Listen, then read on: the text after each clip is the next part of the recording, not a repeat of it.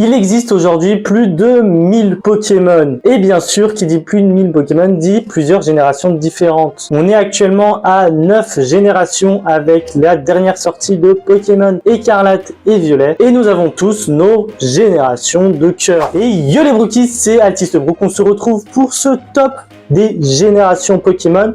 Ça ne sera pas des jeux en eux-mêmes, mais du Pokédex. Donc les différents Pokémon que comporte leur Pokédex. Bien sûr, je le rappelle, c'est un top, donc c'est personnel. On sera forcément pas d'accord. Et je pense que pour certaines choses, on sera vraiment pas d'accord. En tout cas, n'hésite pas à t'abonner pour avoir d'autres vidéos Pokémon et à me dire en commentaire ton top Pokémon. On va commencer tout de suite par le top 9.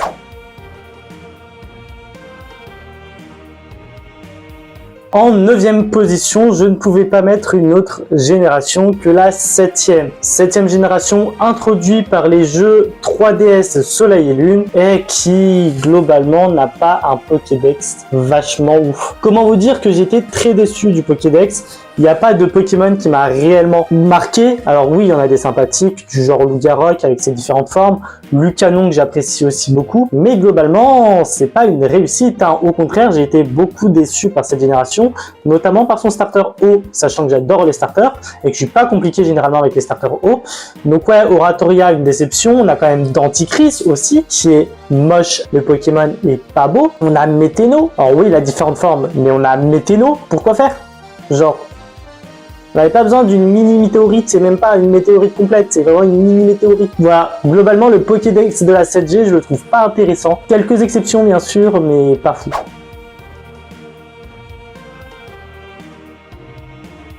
On enchaîne ensuite avec la 8G pour le top 8. Alors ça n'a pas été fait exprès, globalement il s'est tapé avec la 7e position, dont vous allez me taper dessus d'ailleurs. Mais la 8G, honnêtement j'ai rien contre elle, juste que je le trouve pas fou, je le trouve pas mauvais. Il y a quelques Pokémon intéressants, je pense notamment à Goliath, Salarsen, Pachiraja, mais ce sont quelques-uns qui valent un peu plus que les autres.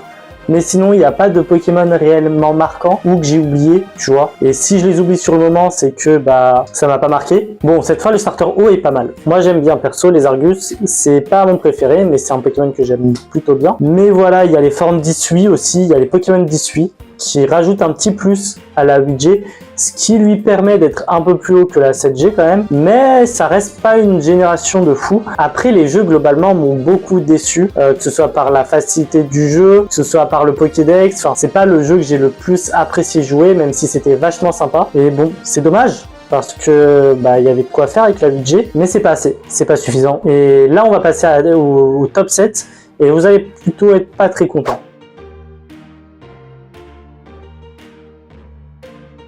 Ouais, le top 7, vous allez gueuler, je vais gueuler, mais il faut que je fasse mon petit coup de gueule, parce que, aussi bas que ça puisse l'être, c'est la première génération que je mets, donc la génération la plus iconique, la génération blablabla, la génération incroyable. C'est faux, c'est exactement la même que toutes les autres générations, c'est juste parce que c'est la première génération que beaucoup la mettre aussi haut. Parce que je suis désolé hein, pour ceux qui se moquent des trousseaux de clés et tout autre Pokémon bizarre en première génération, on a eu de l'Arnona, de la Morve, et on a eu un aimant. Mais ça ne choque personne. Pourtant, on a bien eu un trousseau de clés. Enfin, c'est quoi la différence entre un aimant et un trousseau de clés? Faut m'expliquer. Mais c'est pas pour ça que je mets aussi bas la première génération, parce que malgré tout, il y a des Pokémon que j'apprécie beaucoup en première génération. Hein. Tortank, Carcana, Dracolos, enfin...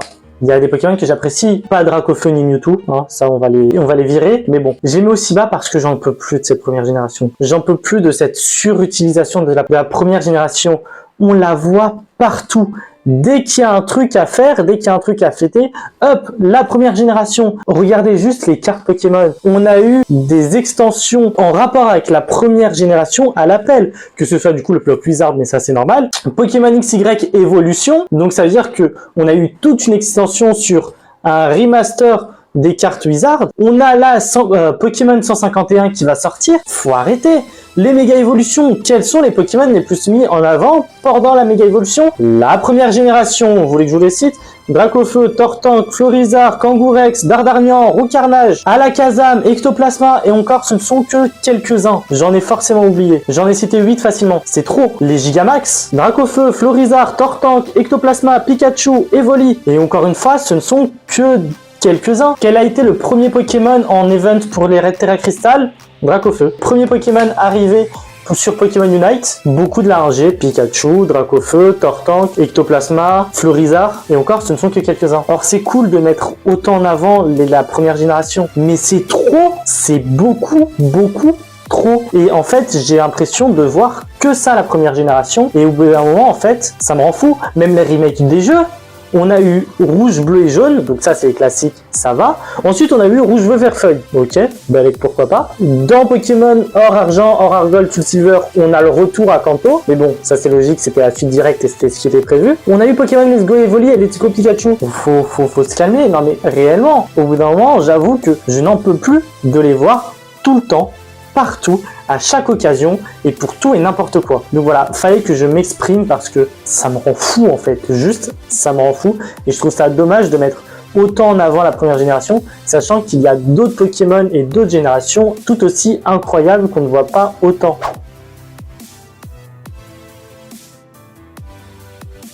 Je pense que le top 6 va vous surprendre parce que c'est le nouveau arrivé, la 9e génération avec du coup Pokémon Écarlate et Violet. J'ai plutôt bien apprécié cette génération-là. Je trouve le Pokédex super intéressant, il y a pas mal de nouveaux Pokémon vachement sympathiques, que ce soit Malvalam, que ce soit les formes Paradox aussi que j'ai pas mal aimé. Super Dauphin, les starters globalement que j'ai plutôt bien apprécié et notamment Palmaval. Je trouve qu'il y a un petit truc qui a été rajouté avec cette 9e génération qui est sympathique et la vibe de cette génération là aussi globalement est sympa. Vraiment, je sais pas, juste je l'apprécie bien. Alors c'est pas une masterclass non plus, mais globalement il y a Pomme aussi, Pomme Marmotte, enfin je sais pas, juste je l'aime bien. Je peux pas en dire plus que ça. Et oui, je préfère la 9e génération à la première génération, mais de loin, mais vraiment de loin. Je vous le dis, la première génération, je l'ai failli mettre en dernière position, mais il y a pire. Mais elle aurait pu y être. 6e place pour la 9G, je pense que ça, c'est vraiment pas mal en vrai de vrai.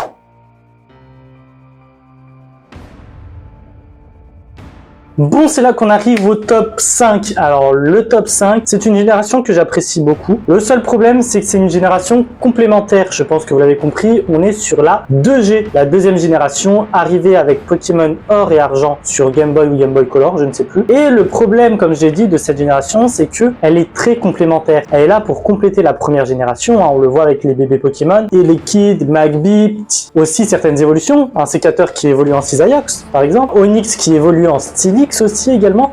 Enfin, c'est vraiment une génération qui complète la première génération et on n'a pas un Pokédex si ouf que ça dans le sens où on a quoi? On a entre 50 et 70 nouveaux Pokémon, ce qui est très peu en soi, mais encore une fois ça se comprend, c'était la 2G, une fois que tu finissais la ligue de Johto, t'allais à Kanto pour refaire les badges, etc. On comprend le délire, c'est pour ça que je le mets quand même plus haut que la première génération parce qu'il offre un Pokédex malgré qu'il soit petit, assez varié, assez intéressant et il est moins mis en avant que la première génération, sachant qu'il y a des Pokémon que j'apprécie beaucoup, Alligator, Donphan, Tyrannosif, Cisaillux bien sûr, même des Molos que j'apprécie, enfin il y a pas mal de Pokémon dans cette génération que j'aime beaucoup. Voilà, juste dommage que ce soit une génération qui complète et pas une génération à part entre gros guillemets.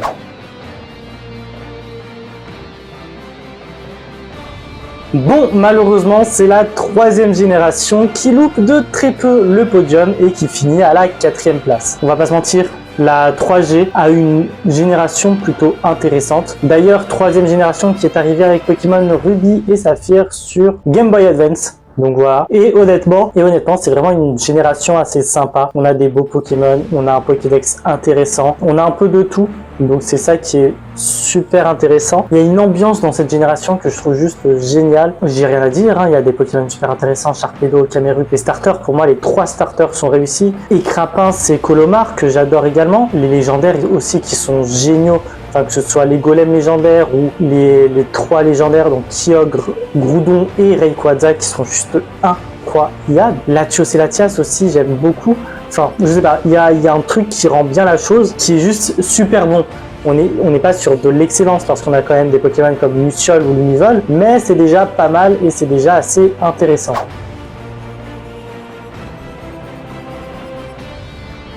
On arrive enfin au podium, troisième place. Et cette troisième place n'est nul autre que les jeux que la génération arrivée sur DS avec Pokémon Noir et Blanc, donc la 5e génération, qui pour moi est la meilleure. Mais bon, on va pas se mentir, son Pokédex, lui, n'est pas parfait. Le principal défaut et qualité de cette génération, c'est que c'est une parodie de la première génération. Une parodie un peu plus sombre. On peut facilement faire un parallèle avec ces différents Pokémon. Grotadmorph, Miasmax, Pikachu et Molga. Du coup, la famille évolutive de Roucoule et Poichijon, mais ça c'est un classique. Chakripan avec Miaus, Ponchio, Caninos, Ratantif, Ratata. Enfin bref, on peut faire un parallèle avec tellement de Pokémon de cette génération-là. Il y a le côté un peu plus sombre de l'univers dans Pokémon Noir et Blanc, qui rajoute une fraîcheur qu'on avait dans la première génération. Et encore une fois, contrairement à la première génération, il n'est pas du tout surexploité. Au contraire, même, on n'en parle pas assez, je trouve, alors qu'il y a vraiment des Pokémon vachement intéressants, comme Tranchodon, comme Crapuscule, que j'adore aussi,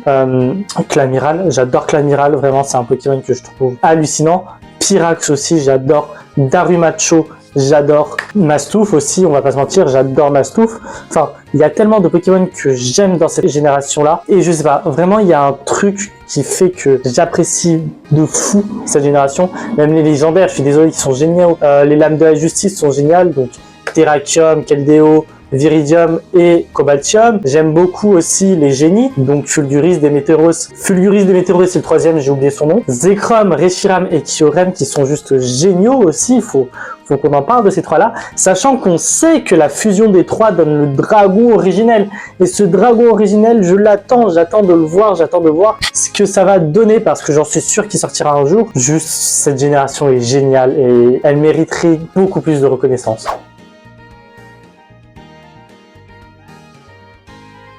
On arrive quasiment à la fin de cette vidéo avec la deuxième place qui est prise par la tant attendue 4e génération de Pokémon Diamant et Perle. Alors pourquoi seulement la deuxième place? Parce que oui, il y a énormément de Pokémon incroyables, énormément de Pokémon stylés. On les connaît tous, Karkakro, Maganon, Elekab, Togekiss, Roserad, les légendaires aussi, Dialga, Palkia, Giratina, les fabuleux aussi, Darkrai qui est l'un de mes Pokémon préférés également, mais Mustaflot aussi. Mustaflot et Mustaflot qui sont deux Pokémon juste incroyables. Mais malheureusement, oui, le Pokédex est incroyable. Oui, le Pokédex est démentiel. Mais le gros problème de cette génération-là, faut le dire, c'est que c'est une génération qui est complète. J'en ai cité beaucoup. Mamochon, Maganon et les câbles, ce sont des évolutions de Pokémon qui existaient bien plus tôt. On a aussi des bébés Pokémon. Je pense notamment à Manzai qui est là pour compléter Simulard, et j'ai pas d'autres exemples en tête actuellement, mais je sais qu'il y en a d'autres. Enfin voilà, ça reste également une génération qui complète et pas une génération en elle-même, et c'est ça que je trouve dommage. Mais en soi, cette génération-là, juste magnifique. Vraiment, malgré tout, les Pokémon sont super beaux. À part le fait que ça complète les autres générations, il n'y a rien à dire sur cette génération-là qui est juste magnifique, qui est juste excellente.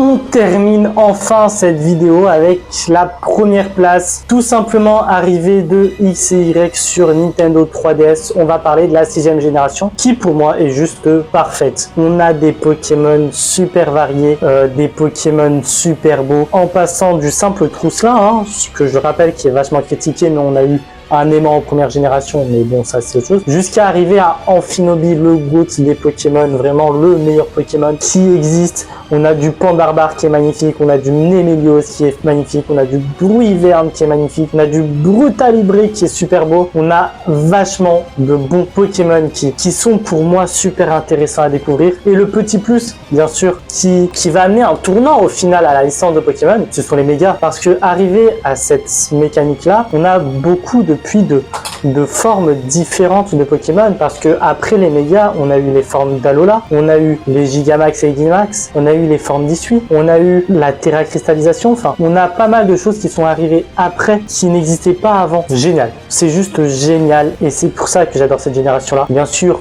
en plus de ça, on est patriote, X et Y représente la France, on pouvait que soutenir ça. La 6e génération ne vole clairement pas son titre et mérite honnêtement de faire partie de ce top, et notamment de ce top 1, parce qu'ils méritent tous de participer à ce top. En même temps, c'est un top 9, c'est pas un top 15.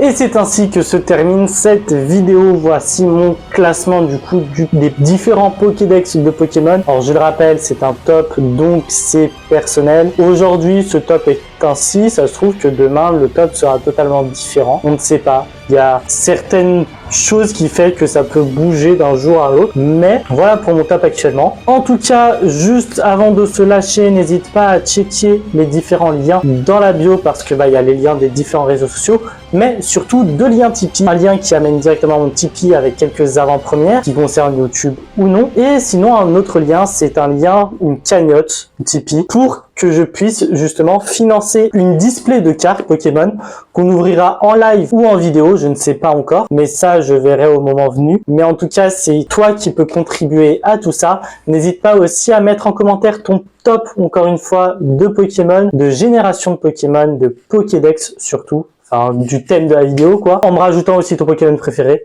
hein, ça peut être sympa. D'ailleurs, n'hésite pas à t'abonner pour rejoindre la Vombola Family et à activer la cloche de notification. N'oublie pas le like parce que c'est un gros soutien à la chaîne et c'est ce qui motive le plus à continuer.